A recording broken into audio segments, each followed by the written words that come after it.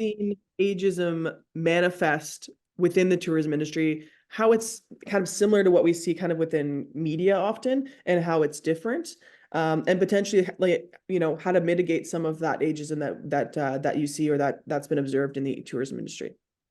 Well, I think there's two things that go on here. Number one is the fact that it's a very young industry. So it's staffed by extremely young people. And young people don't always understand the older guest. So I think that's a big issue. Uh, there's a company called Ladders.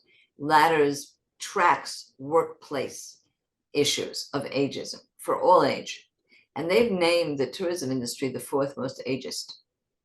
So this is based on the fact that they prefer younger people to older people in the workplace. Then they go ahead and pay younger people, often not quite what others might get doing the same amount of work. And also because it's seasonal.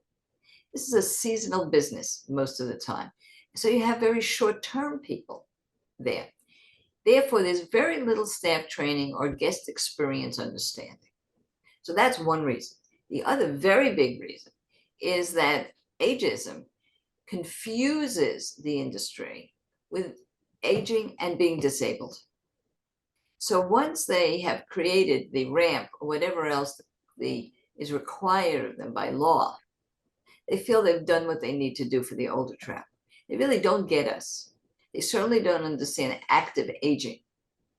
Where that has become channeled, I will say, is in a whole area called wellness trips, a whole area called soft adventure, but it's still more for the people in their 40s or 50s, even up to 60. Once you get over that 65 limit, you're very much lumped into the same category of disability. And it's just not true. It's not the way we're aging today. Thanks very much, Adriane. I wonder whether you could talk a little bit about, again, practically, and I think, when we spoke before, Adriane, I think one of the things we talked a little bit with even the younger people kind of booking travel is you don't know what you don't know if you're not talking to somebody and kind of co-developing things often. So what are some of the challenges and barriers that older people typically face while traveling that, the younger traveler or someone helping them may not be aware of, and therefore it's not built into itineraries and things like that? Right. And there's a huge list. In fact, I'm doing a book for the industry called Why Can't I See the Shampoo? So, and that's what the book is. It's basically a list of what we're going to give you a few examples today. One is we can't see the products that they choose. So you go into the shower, you have to arrange it and all that just because of the way, I'm adjusting my camera here because something changed in the way we're seeing. I don't know if that's correct or not, but your tech folks have to take a look. Well, anyway, the fact is that they don't understand myopia, glaucoma, cataracts, the way we see, our sensory, the way we hear. 55% of everybody under 60, between 50 and 60, have a hearing loss. So those are some of the sensory things. Torque, how they make these beautiful, expensive hotels, and then you can't reach the top shelf. You can't see where to plug in your computer because it's black on black. So you have design issues. You have hydration issues. There's not enough water. People don't know where the bathroom is and they need the bathroom more frequently.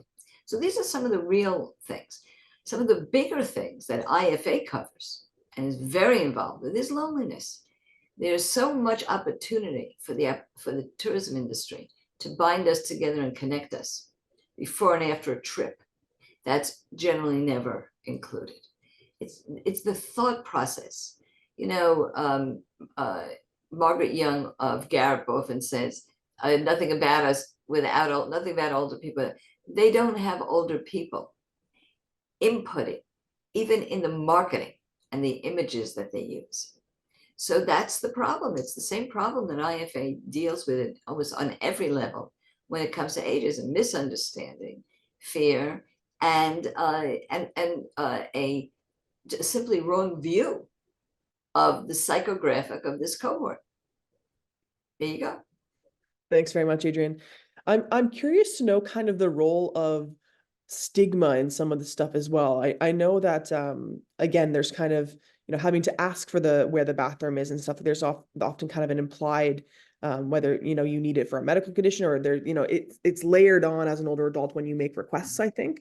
You know, to what degree does stigma play a role in, you know, someone's comfort as a mature traveler, but also in how we kind of navigate, you know, things like guidance. I know we talked about kind of the street signs last time, but I'd love to kind of build on that a little bit. Right. Well, there's a lot of ways. First of all, you yourself know who you are, and you can't believe how you're being seen so differently than who you think you are. So that's very off-putting. And the association of, let's say, needing to go to the bathroom more frequently and having to ask where that is, that unnecessarily, that's a stigma. You know, we use this fancy new word othering, but it is kind of like that. If you have a ramp and steps, and it's expected of you, oh, don't you want to use the ramp? And you can go up the steps. Then what happens is, for people who do use the ramp, they feel stigmatized because the guest host is acting as if using the ramp means that you're in some way diminished. And the person who can use the steps feels that they're totally misunderstood because they don't need a ramp. You have to have that and let the people make their choice. Don't speak to them in a belittling manner. Before we get to the traffic light, you get into the hotel, let's say, and they want you to register. They give you a card. You can't see the card, and they ask for your license, your car license. You can't see where to put that. So you have to say, could you, dear, can you tell me where it is? It's stigmatizing before you get in the door. So I was speaking with the Ministry of Tourism. This is the story at one of the conferences on aging, not a tourism conference. And he told me a story that they had decided in Singapore to put traffic light buttons so that you can make the traffic wait longer so you can get across the street. And he noticed that in other places that did it, they had a picture of an old person with a cane on that button. And he wanted to put a picture of a young person pushing a baby carriage, or a person pushing a baby carriage. And the test results were, people did not push that button if there was a decrepit old person with a cane at the button, but everybody pushed the button when it was somebody with a baby carriage, because nobody wants to be stigmatized, even in that moment that perhaps no one's even looking at them. Why should they be othered? And that you can lens a company, a tour operator, transportation, airport, to make sure that everything is in place seamlessly. And that's the word. Not universal design, we now call it seamless design. So I want to unpack that a bit more, Adriane, this idea of kind of universal design versus seamless design versus, I think there was accessible design for a long time as well. So how has that kind of concept evolved, and what does that mean in practice? It means that, and this is really hits the IFA, it means advocacy. It's what it really means. Accessible design was a matter of advocacy. When people with disabilities, and we at Ageless Traveler work with SATH, Society for Accessible Travel and Hospitality also, and those people are champions of the disabled travel. And they were loud and proud, and they got laws put in. So that's accessible. Those are your ramps, your wheelchairs, your pool, your swimming pool where you can be lowered down into the pool. Then universal design, which is things like barrier-free showers, let's say, where everybody could use a facility. Again, it's not by law, it's a choice, although in some cases there are even laws with regard to that. Universal design means it's something that everybody could use. It's the way our parks are being created and so on. Seamless design is actually a psychographic. You have to be very clear about the details. You take that same universal piece and you make sure that the way it's working is in others. So let me give you one more example. You have ramps and you have a walkable park, let's say, but you don't have wayfinding signs. So you have universal design, but it's not seamless because the older adult may have to ask, where are we going? Where is the ramp? Where is this? This way, everybody could use it. Everybody knows where it is. I just saw a huge example of this in Nevada, not too far from Vegas, actually, at one of their really premier places to hike. You could have hiked with a baby carriage, with a walker, with a backpack that weighed 1,000,000 pounds because you were going to hike for 30 years. And it didn't matter. Nobody had to ask questions. Everybody had accessibility, and that was seamless. Great. Thanks, Adrian. I'm curious to know kind of, I think we've talked about some barriers while you're traveling, but what about kind of some of the barriers now when you're looking to like book travel or learn more? So much stuff is now digital, and it seems that the tourism industry, at least in my recent experience, seems to be a couple steps behind in terms of their tech game. So I'm curious to know kind of the impact that has on a mature traveler and some of kind of the solutions to kind of mitigate that negative experience. Yeah, well, I'm going to give, look, I love this industry. They have done more for older adults than most. Their ageism, as I said, is almost in the area of younger people. It's disregard or lack of understanding that's the problem. And that's where you have the tech. First of all, you have to give them credit. They went from a non-tech industry where you would talk to a person and get on the telephone. That's how you booked your travel, to completely almost all online, right? So in many ways, they are revolutionary in technology. But as with most technologies, they were not built for the older adult, right? So you have the age tech issue to begin with, as you do with any kind of technology. And the more that it becomes complicated, the more they improve their technology, it's more and more complex. So that's one of the problems. And again, it's not done with the older adult in mind. Even though it is the older adult more on the internet searching than any other traveler. So this the usual thing of the color, the complexity, the speed in which you have to do it is off-putting. But the second thing is just look at accessibility. There was a study by Mobility Mojo. They looked at 1,000 hotels. 70% of them did not allow you to book an accessible room online. You had to call. So partially it was because of their an ageist belief that nobody uses technology if you're older. So why bother to make it age friendly? Have them call. That's one of the reasons. The other reason is they have too few rooms, so they have to really manage them. But we can do better. And on a very tiny note, very often, people are going to laugh when I say this, they bring their computer, they go to the hotel, and the plug is black, and the plug to plug it in is down on the bottom of the floor in black, and they're crawling around. And then you ask the industry, why do you design black on black? Older adults can't see it, and they'll say, older adults don't use the computer. What are they talking? So in both ways, they don't see the need, so they don't create age friendly. I'm going to throw in another soapbox. It's also a wonderful place in hotels if you could have FaceTime and other types of technologies that older adults do use while they're away on vacation, because they want to talk to their grandkids and other kinds of things. They might be able to do it on their own, but if you had a concierge or somebody who could assist in doing that for those who can't, that would be a thrill. And you get a lot of business that way. Awesome. Thanks, Adrian. We've got a question here from Shmuel, who is one of our weekly Global Cafe, our patriot now.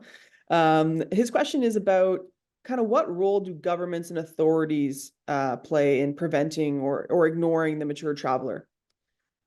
Well, all right. First of all, there are huge underserved nations that are doing a fabulous job in attracting the older adult traveler. I had an opportunity many years ago to Zambia, because that's exactly what they wanted to do. And now I just see that they have hired a PR firm, and I contacted them because I'm hoping that's going to continue. I just came back from Cambodia. Cambodia is a place that's very underserved nation, but with incredible tourism sites like Angkor Wat. So let's again give credit. So many of those countries have ministries of tourism, and the leadership is being made in Singapore and Thailand, where they are trying to start from scratch with the older adults. And the governments in those countries, it's more the ministries. Now, let's go to the US for a minute. The US is very similar to other Western countries that believes in senior discounts. We don't want to lose our senior discount. That's great. We don't want to lose our national park passes. That's great. Or in England, our pensioners. But once they have done that, and they've done the legal accessible, that's it. So because the way that most Western countries want to attract tourists is private, as opposed to countries like Thailand and Cambodia that's made an effort, a governmental effort. Not much is being done. Let's say in the US, once we have the discounts, once we have the accessibility, that's kind of enough. In other countries, they're trying to work at it to see how do you do the imaging. So it's really a business, remember that. So it's the business attitude that could marginalize us, even without thinking about it. It's not a conscious effort. It's just that the discount and the ramp is enough. Bottom rung of the ladder. There you go. Right. I want to ask Daniel to come forward. He's got to put a number of interesting kind of comments in the chat, but I want him to kind of unpack his comment about kind of the insurance issue. Daniel, would you like to come forward and ask kind of your question or make your comment? Great question. Hi, yes, I'm located in Halifax, Nova Scotia. I was a high school teacher for 33 years, started a second career in the travel business 20 years ago. So I've been in the travel business now for 20 years. Can you hear me okay? Oh, yes, very well. Okay. One of the things that I've been fortunate enough over those 20 years to have made a number of connections, and just most recently, I'm the official travel agency for CARP Nova Scotia, Canadian Association of Retired Persons, and also have been accepted as the official travel agency for the Retired Teachers Organization of Nova Scotia. It's going to be a very interesting challenge. All of those people are the demographic that we're talking about here right now. I guess one of the things that I mentioned that is particularly disturbing to me in this industry is the cost of travel insurance. Travel insurance, if you're under 50, then the rates are what they are, which is fairly reasonable, probably about 7 or 8% of your trip. As you get older, and I must say that I'm one of the ones that whose rate would be very high, because I have a fair number of problems as I got older, all under control with medication. But I do know many travelers that are between the ages of 70 and 80 who take no medication, but their insurance rates are extremely high just because they're old. Right. And I think that's very unfair. I don't know exactly how the insurance industry makes up these rates, but it's obviously not based on the health of a person. It's based on the age and the fact that because you're old, you're probably going to get sick, or you're probably going to fall, and therefore we're going to make sure that your insurance rates are very high. So that was one of the things that I brought up. Well, we're working on that. There's a couple of things going on. First of all, if you didn't like me that I was a lawyer, you'll hate me that I used to be in the insurance business. I absolutely love the insurance business. It's so important to take your risk away. But you're right, and here's what's going on. Number one, travel insurance, if you cancel the trip, or medical travel insurance, are two different things. And they are elective. They used to be elective. What the travel industry doing now is they won't take you if you don't have some insurance. So that's been a switch that costs money to us. And it's for the very reason you're saying.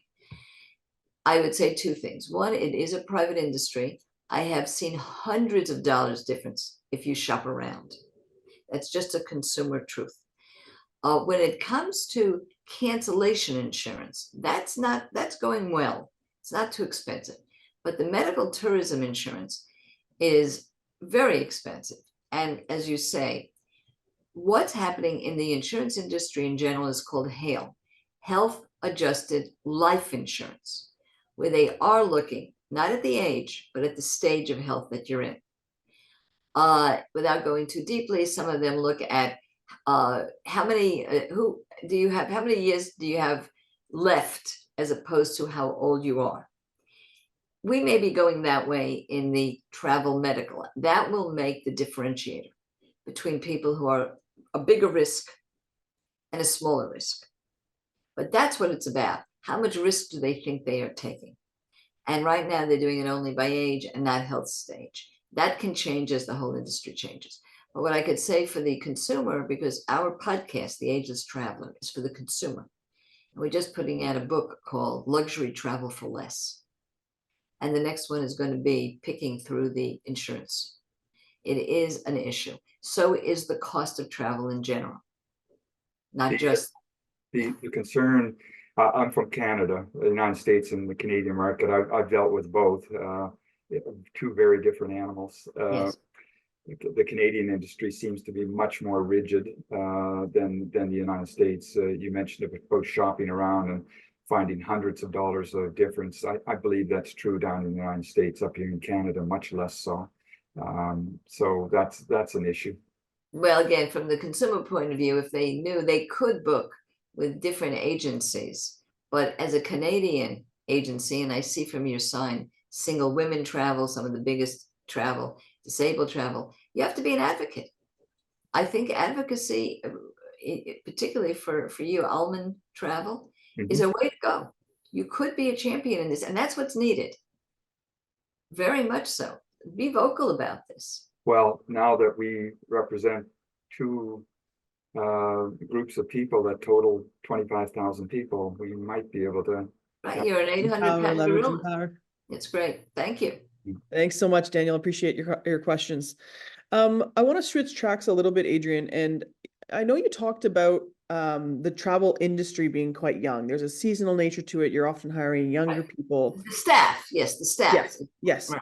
I'm wondering whether there's any kind of, is there an intergenerational angle here? Is there something that can be done, an intergenerational activity that can help kind of support, whether it's better training or even in the travel, has that component been explored at all within the tourism industry? I think the answer is not enough. I mean, go again. I was in Panama. Panama has created tourism in a beautiful way, but they've created it for jobs for their youth. This is happening also in Africa. It's terrific, but it's usually jobs for younger people. Now, those same people need those jobs. They may need education, mentorship. And the idea would be that if you are in the travel industry, have been in the travel industry yourself for many years, and you're now retired, you may not know that there are ways that you can mentor others as part of a voluntourism. And you don't always have to travel to volunteer. It could also be online. So that's why we put together the Ageless Ambassador program, where people who have been in any industry that feel that they could support younger staff will make a huge difference in the way that younger staff sees older adults. The IFA knows all of the programs where 2 generations or more get together for any reason diminishes ageism on both sides. We all know it. Why not there? Very, very simple. Plus, again, campaigning with the tourism industry. Now, we have age-friendly companies certifications. We have age-friendly cities certifications. And now we're going to have the first age-friendly tourism certification.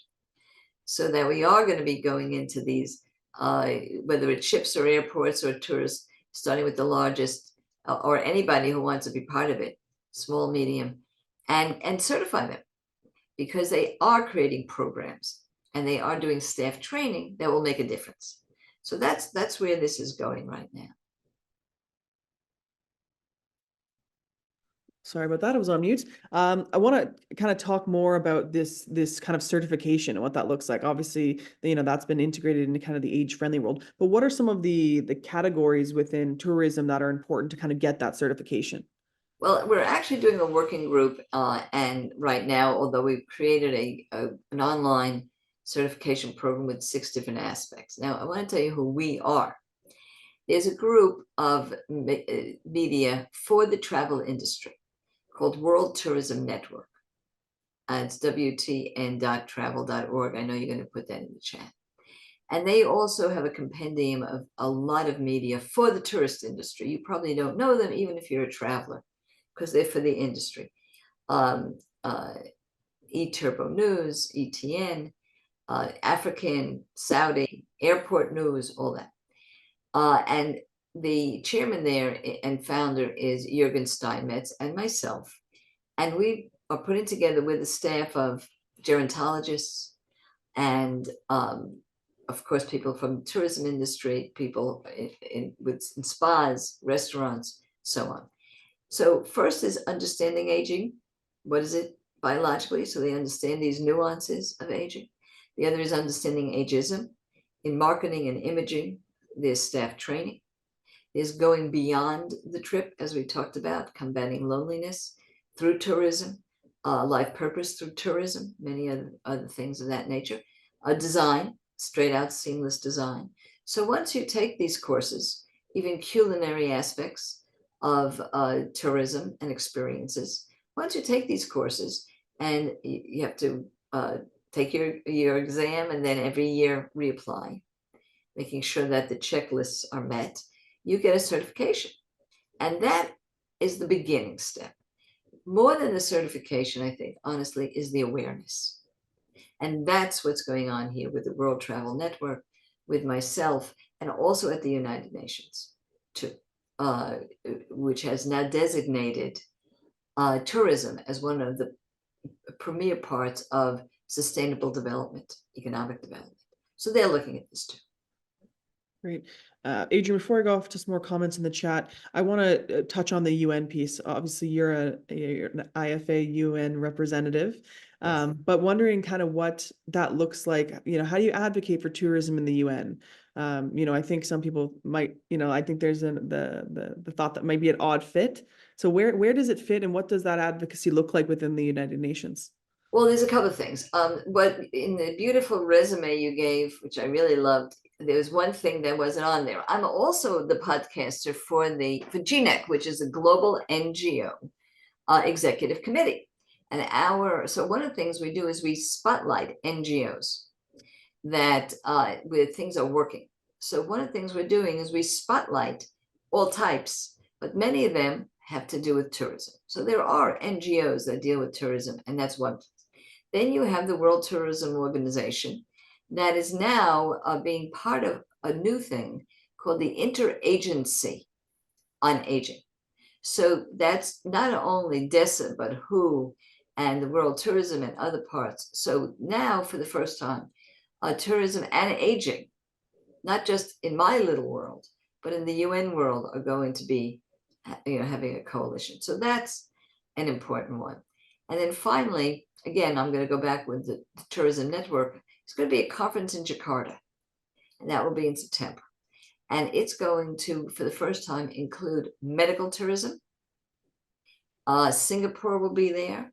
Thailand will be there. And the ministers and their representatives to the UN will certainly be invited and probably attend. So things are happening to make this odd bedfellow, like you mentioned, the UN and tourism. It's actually very important. Because remember, you've got a lot of countries that rely only on tourism. It's their number one. Yep. Yeah. Thanks very much, Adriane. There's a great kind of question here from Cynthia Stewart. Cynthia, would you like to come forward and ask your question? Yeah. Well, thank you, Adriane. You make the IFA reps proud, and I think AFA too. But you really, I think, what I want to ask about is, travel, tourism relies on a disposable income. Yes. Obviously. So who's doing it? And I'm hearkening back to work trips that, particularly in a religious community, you get the youth and chaperones and older people, myself included, going to a lesser developed country, doing projects, work projects, whether it be building a school, building a cinder block house, those kinds of things. But I think, and then there's the issue of cultural differences, cultural awareness.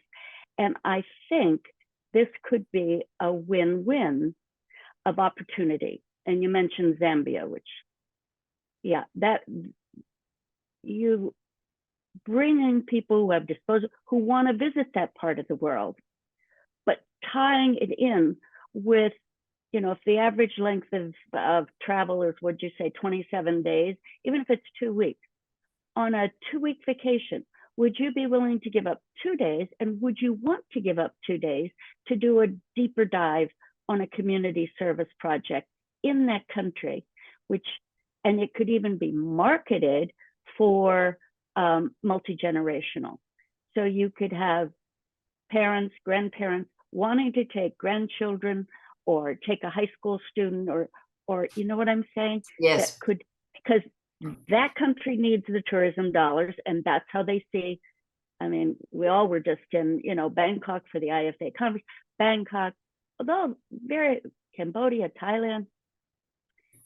That could be an opportunity that helps infuse dollars into a very needy country with people who want to visit there, but it also can give something back while you're there. So I just wondered if that, what do you think? I get very specific. First of all, as usual, Cynthia, you read my mind. So that's why I started the Ageist Ambassador, part of the Ageist Traveler. Now that Ageist Ambassador goes out to the people, goes out to us, to the older adult, to say, do you want to volunteer? Even if you can't travel, as I said, you can volunteer by teaching right online. And there's even a course that's offered. So this is happening. Now, this is wonderful. On the ground podcast this week, anybody who wants to listen, on the ground is gnec.ngo or Spotify or Apple, is the Light Up Foundation director, and they are trying to get African youth to stay in Africa and not to irregularly migrate because they're getting killed in the Mediterranean Sea. And so we've done a call to action for entrepreneurs to go volunteer and get these kids, young people, the skills so they could stay home.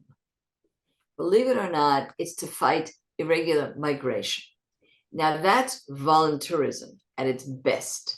So that is happening, and we're being a catalyst to that. And I'm meeting with the big names, you know, in tourism to see if they will add trips like that. Now I want to give you the bad news. If you want to volunteer for a week in a village in Africa, or you want to volunteer for ecology someplace, you take a look at those trips. They're $8,000 a week to volunteer, to give you time for a whole week. You have to be a rich person to volunteer. And I think that's wrong. That's where I think we could do better. And we could have companies offering travel that are much cheaper than that. On the IFA trip, Anna, I went to Cambodia afterwards. After all, I was in the neighborhood, right? Because it was in Thailand. And I volunteered. And it cost me $20 a day. And if I had bought that trip from a tour operator that says, oh, this is so important in your life, it would have cost me $6,000 for that week. The gentleman that spoke about insurance, I feel this way about the cost of volunteering. I would like to see, and will be an advocate to make it so that people like my mom could have gone out and volunteered, not just wealthy folks. But you're right, if you're with a church, if you're with a school group, you may be able to go out there and make a pilgrimage that's cheaper. But if you're on your own, it's an expensive proposition. And I would like to fix that. Great question. Thank you. Thanks so much, Adriane.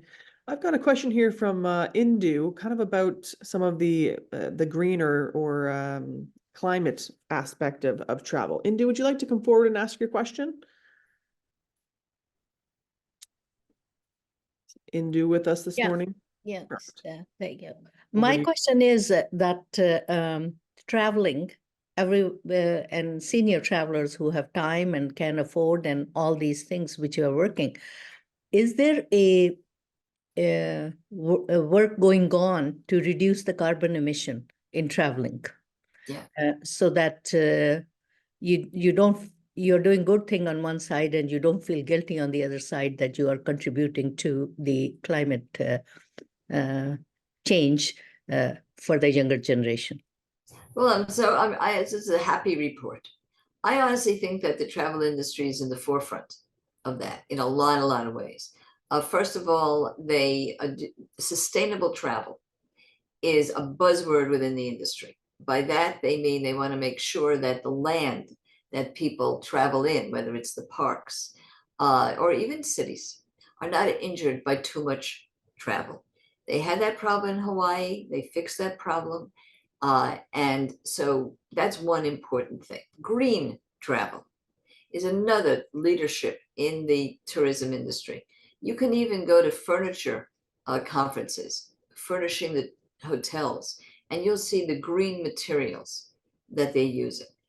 Some small things that sometimes annoy a traveler, like they don't do your towels a lot, but they are saving water. And I worked with a firm called Toto, and their whole idea there, they make toilets, is water conservation. And you'll see more and more of water conserving equipment being used in hotels. So that is my advocacy pitch. You've got the green, you've got the sustainability, the water conservation, the land conservation. You've got certifications for this. Why not certify for age friendliness or the ageless traveler? So yeah, I'm building on that. I think you can feel very good about the industry when it comes to that sort of thing. And it'll get better and better as our science gets better and better. Great. Thanks so much for your question, Indu, and your response, Adrian. We've got another question here from Thelma, talking a bit about kind of the common, the frequency of intergenerational traveling in Asia, and wondering how this can be kind of promoted more broadly. Thelma, would you like to come forward and ask your question? Is Thelma with us this morning? All right, I will ask her question. Oh, yeah. Basically, Adrian, the question is about, travel, intergeneration travel is more common in Asia. Okay. Okay. I'm Perfect. unmuted now. Okay. Can you hear me? Okay. Yes, we can. Okay.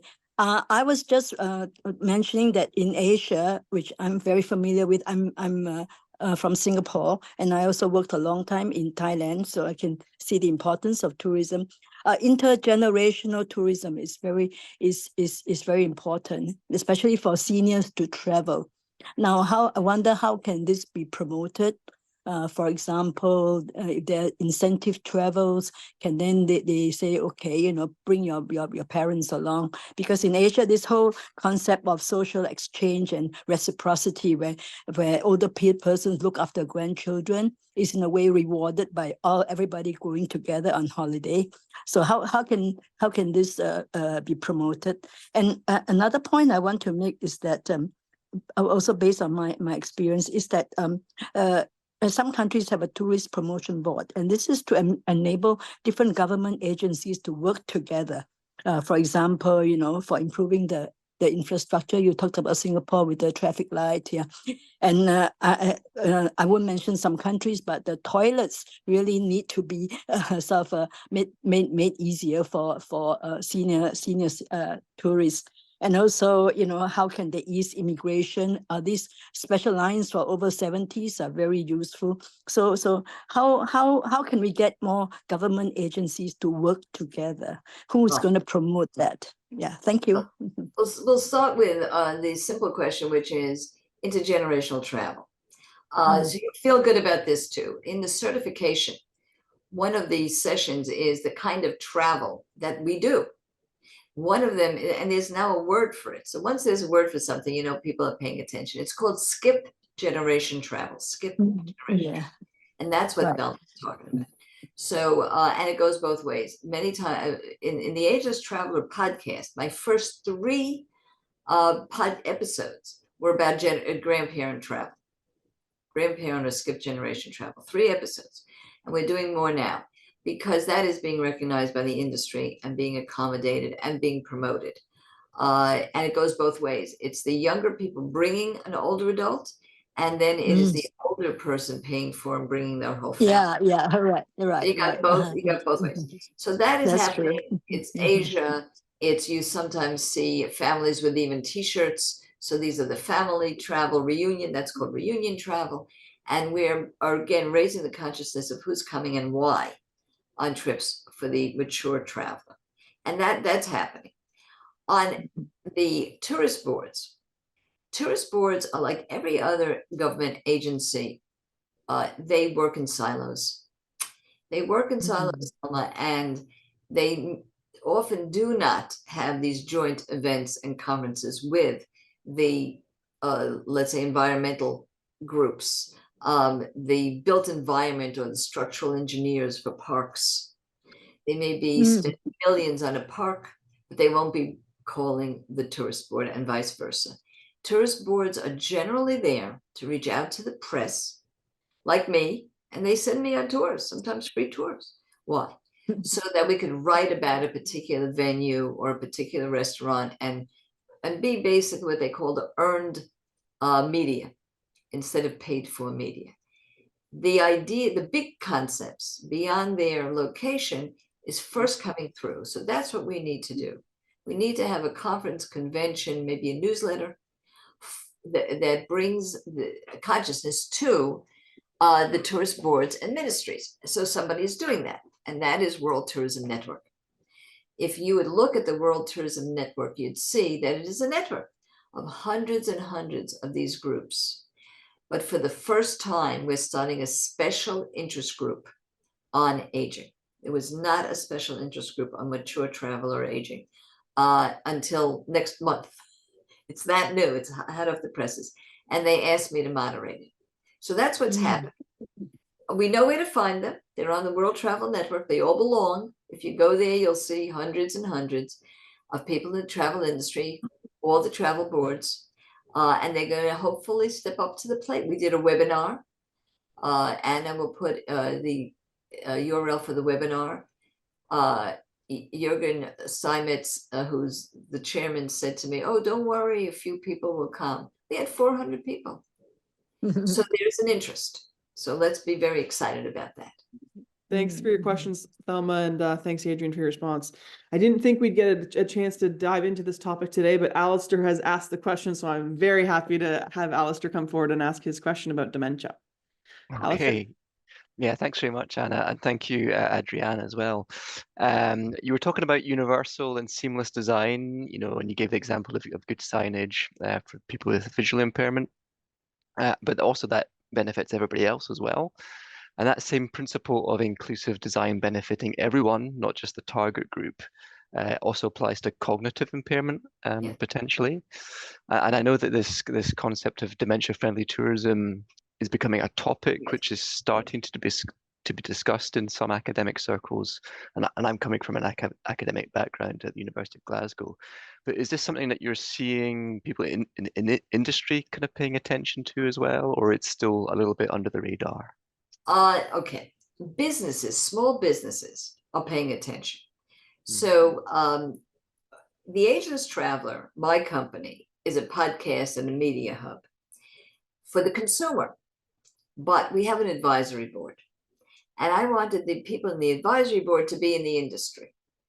And so one person on my advisory board is Dr. Carol Sargent from Britain, from London. And she actually has a business, and her business is facilitating people with early onset Alzheimer's or dementia to travel on their own, and to facilitate caregivers to travel with them if they can't travel on their own. And she's got competition. I know her business very well. She does very, very well and great work. But more and more private coaches or facilitators are coming into the market to cater to that group. And that's the way it's really evolving in the industry. Almost think of it as a small travel agency that we used to always go to. And now it's for specifically dementia. These folks are also from the world of academia, many of them, neuroscience and so on. So as they're doing their work, they're pioneers. They're getting data. to make it easier and easier to understand how it really can be done. And what they're also proving is that it's a good, lucrative market.